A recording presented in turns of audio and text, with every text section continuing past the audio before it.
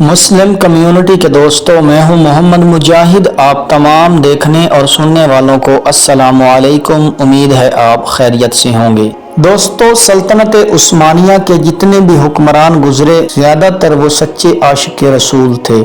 ان حکمرانوں کے عشق رسول کا اندازہ اس وقت کی گئی مسجد نبوی کی تعمیر و ترقی سے لگایا جا سکتا ہے۔ دوستو، خلافت عثمانیہ کے آخری خلیفہ سلطان عبدالحمید نے جب جرمنی کے ساتھ ریلوے لائن کا معاہدہ کیا تھا تو ایک شرط یہ بھی رکھی تھی کہ جب کاریگر کام کرتے ہوئے مدینہ پاک سے 20 کلومیٹر دور رہ جائیں گے تو اپنے ہتھوڑوں پر کپڑا باندھ لیں گے تاکہ رسول پاک صلی اللہ علیہ وآلہ وسلم کے مبارک شہر میں شور کی آوازیں نہ آئیں۔ خلافت عثمانیہ کے 34ویں خلیفہ عبدالحمید ثانی اپنے وقت کے بہت بڑے شاعر اور عاشق رسول گزرے ہیں۔ آپ کے دور خلافت میں استنبول سے مدینہ شریف جانے کے لیے ٹرین سروس شروع کی گئی۔ آج بھی وہ ریلوے لائن مدینہ شریف میں موجود ہے اور ترکی ریلوے اسٹیشن کے نام سے مشہور ہے۔ اس زمانے میں ٹرین کا انجن کوئلے کا ہوا کرتا تھا۔ مکمل تیاریاں ہونے کے بعد مدینہ شریف میں ترکی اسٹیشن پر سلطان عبدالحمید ثانی کو افتتاح کے لیے بلایا گیا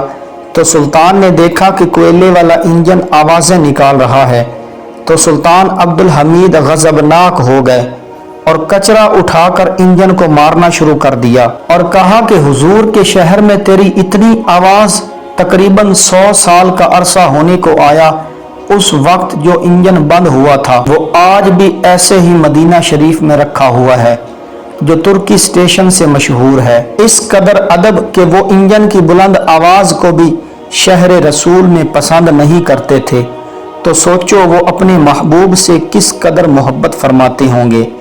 یہ عشق تھا، یہ ادب تھا جو ان کے سینوں میں موجزن تھا۔ اللہ تعالی ہمیں بھی ایسا عشق و ادب اور شہر رسول کی با ادب حاضری نصیب فرمائے، آمین۔